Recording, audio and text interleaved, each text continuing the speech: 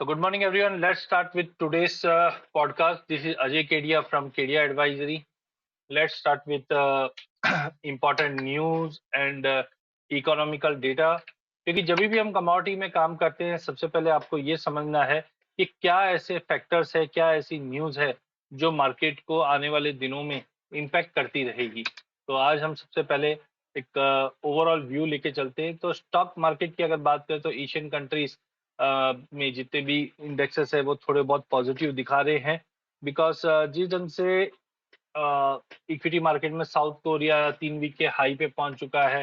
Hang Seng and संघाई यहाँ पे भी बाउंस बैक देखा जा रहा है। जिस ढंग से चाइना से जो डेटा पॉइंट है जून के, वो स्ट्रॉन्ग बिजनेस मूड की वजह से हांगकांग ये सब पॉजिटिव है। जापान आज हॉलीडे पे है। कच्चे तेल में गिरावट कंटिन्यू बढ़ रही है बिकॉज सप्लाई बूस्ट की जो बातें हो रही है, जिसके चलते WTI 97 के नीचे जा चुका है।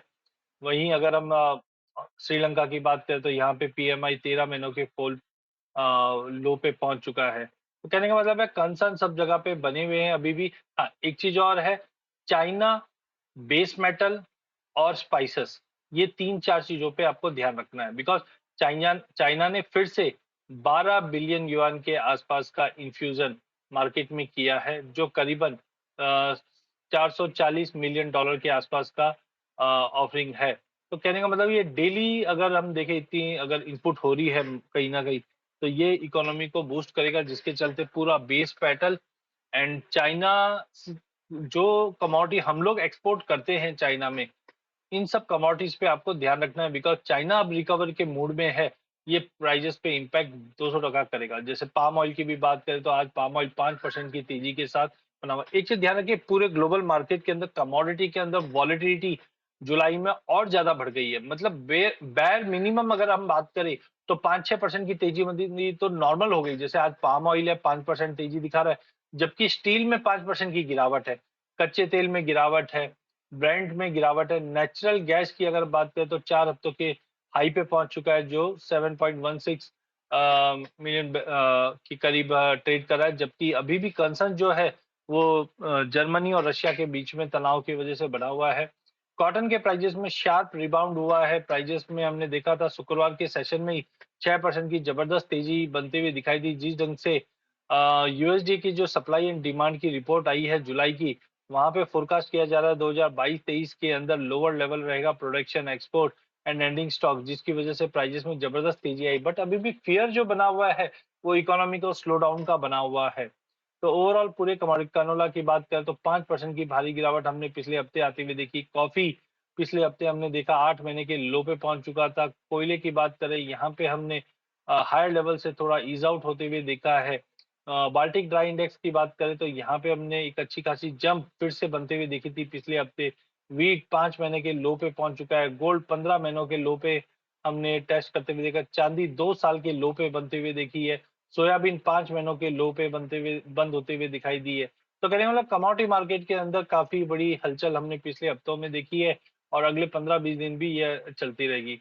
आज मॉर्निंग से अगर हम देखें डेटा पॉइंट की, तो कहीं ना कहीं नए जो अपडेट्स आ रहे हैं, जैसे रिजर्व बैंक, अगर हम न्यूजीलैंड की बात करें, यहाँ पे रिपर्चेजेस फैसिलिटी स्टार्ट की। यूके में प्रॉपर्टी के प्राइजेस में बताया जा रहा है थोड़े बाउंस आना चालू हुआ है, बट अभी भी अनसर्टेनिटी बनी हुई है। चाइना में एक तरफ प्रॉपर्टी कंसर्न बना हुआ है, दूसरी तरफ चाइना के मॉनेटरी पॉलिसी में अभी भी काफी चैलेंजेस को मीट करने की बात की है, और नंबर्स थोड़े बहुत इंप्रूव होते हुए दिखाई दे रहे हैं। क्विकली अगर हम ये हफ्ते के डेटा पॉइंट की बात करें तो आज मंडे है। मंडे में अगर हम देखें तो जापान तो आज हॉलीडे मूड पे रहेगा, जिसकी वजह से मार्केट में कोई बड़ा JPY में मूव नहीं रहेगा because of marine day celebration Japan में चल रहा है। देन यूरोप से अगर बात करें तो ट्रेड बैलेंस के डेटा थोड़े इंप्रूव होते हुए दिखाई दे रहे हैं। यूएस से हाउसिंग मार्केट इंडेक्स का डेटा खराब आता हुआ दिखाई देगा ये हफ्ते में। चाइना से कल के दिन FDI का डेटा ईयर ऑन ईयर के हिसाब से दिखाया जाएगा। US से बिल्डिंग परमिट्स का डेटा खराब आता हुआ दिखाई देगा।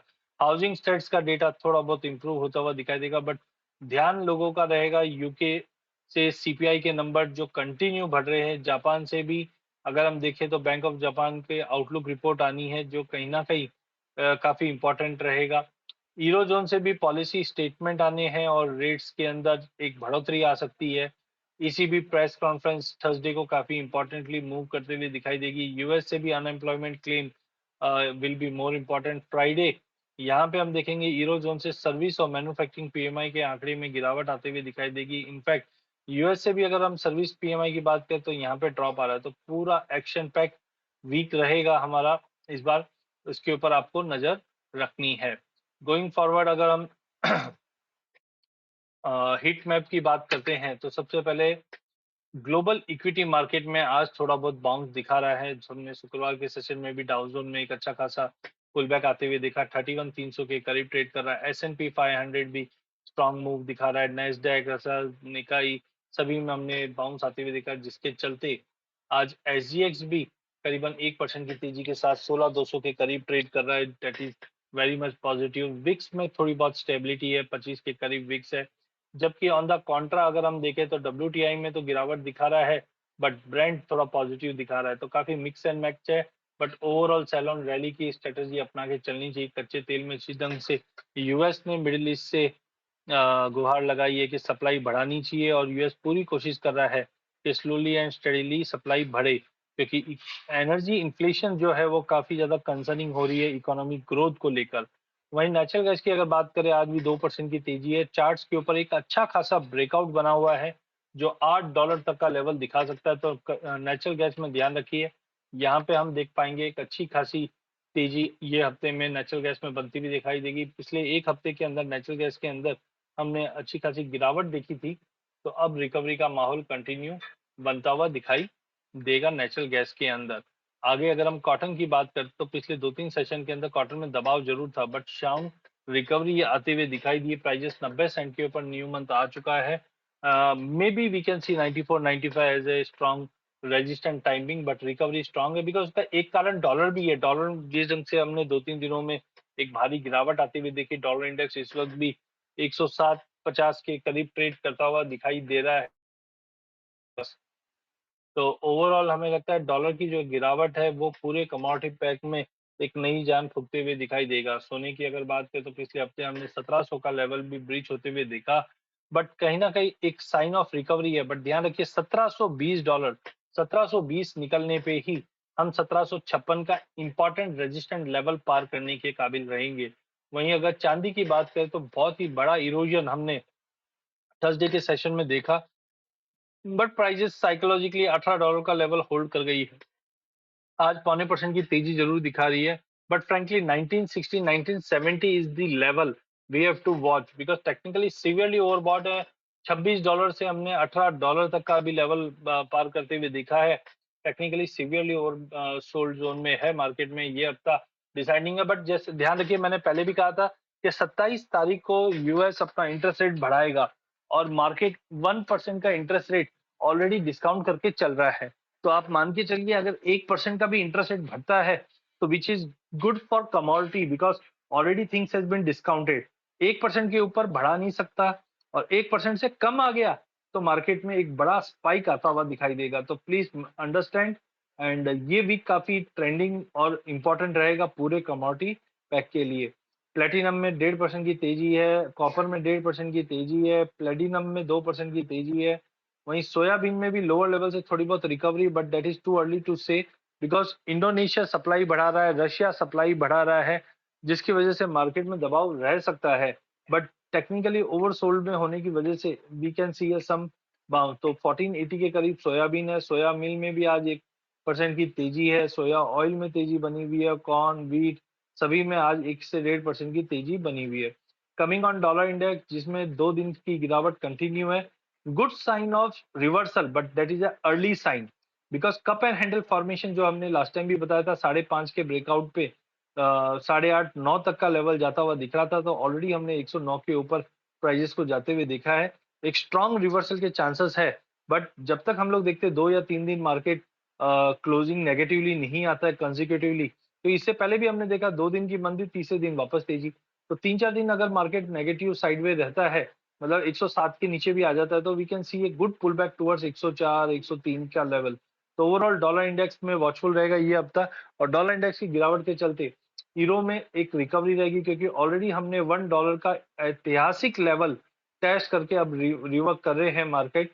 तो आई थिंक ईरो, जीबीपी, जेपीवाई तीनों में हमने तेजी आते हुए, इनफैक्ट कैनेडियन डॉलर में भी एक अच्छा खासा रिकवरी मार्केट में बनता हुआ दिखाई दे रहा है। तो ओवरऑल डॉलर की वीकनेस के चलते सभी करेंसीज के अंदर एक साउंड रिकवरी रहेगी। To the surprise of all, जैसे मैंने पहले भी कहा था कि देखिए मार्केट में प्रेशर बन रहा है, बट डजंट मीन्स कि हम लोग इस पे बेच के ही काम करें। तो कहने का मतलब बेस मेटल की अगर बात करें, तो बेस मेटल में अब तक हमने यही कहा था कि मार्केट में इंट्राडे बिकवाली कीजिए, बट कभी भी मार्केट में रिवर्स हो सकता है और आज साइन ऑफ रिकवरी दिखाई दे रहा है। कॉपर एलएमई पे 2% की तेजी दिखा रहा है, जिंक के अंदर 4% की तेजी है, एल्यूमिनियम 1%, लेड में करीबन 6% की तेजी दिखा रहा है एज ऑफ नाउ। तो हैव टू अंडरस्टैंड कि ये हफ्ता और अगला हफ्ता, 2 हफ्ते कमोडिटी मार्केट के लिए काफी क्रुशियल रहेगा। Maybe big volatility would be there, but strong chances of strong reversal is possible है। तो शॉर्ट कैरी मत कीजिए। वहीं अगर सोने की बात करें, शुक्रवार के सेशन में हमने लॉन्ग लिक्विडेशन के चलते भी 50,100 का लेवल सस्टेन किया है। आज इंटरनेशनल मार्केट को देखते हुए और रुपए में थोड़ी बहुत स्ट्रेंथ होते हुए दायरा जो रहेगा वो 49,900 से लेकर 50,350 का। बट ध्यान रखिए 50,350 का लेवल ये वीक के लिए काफी इंपॉर्टेंट है, बिकॉज ये लेवल ब्रीच होने पे 50,800 तक का भी लेवल हम ये वीक में ही देख पाएंगे। चांदी में भी शॉर्ट कवरिंग आई है 1% की तेजी के साथ। शुक्रवार को मार्केट बंद होता हुआ दिखाई दिया है, बट 54,500 का एक हिस्टोरिकल लेवल मार्केट में रिगेन होल्ड कर चुके हैं। 56,000 का वेट कीजिए, बिकॉज हाँ इंट्राडे में आपको मौका बने बाय कीजिए, बुक कीजिए, बाय कीजिए, बुक कीजिए, बट 56,000, 56,200 के ऊपर की क्लोजिंग प्राइजेस के अंदर एक अपलिफ्ट करेगी, जो 57,000 का लेवल भी ये हफ्ते में तोड़कर होल्ड कर सकती है। बट हाँ एक चीज ध्यान रखिए, वॉलिटिलिटी इतनी बनी हुई है मार्केट में कि एक ही दिन में 3-3, 4-4% की तेजी दिखती है और अगले दिन में 3-3, 4-4% की गिरावट भी दिखती है। तो थोड़ा कॉशियस रह के काम कीजिए, बट रिकवरी के चांसेस ज्यादा है ये हफ्ते में डॉलर की गिरावट के चलते। कच्चे तेल में 3% की तेजी थी, बट 8,000 के ऊपर प्राइजेस जाता हुआ दिखाई नहीं दे रहा है। सेलोन रैली की रणनीति बना के ट्रेड कीजिए। 74.50 तक के लेवल ओवरऑल ये हफ्ते में दिखाई देंगे।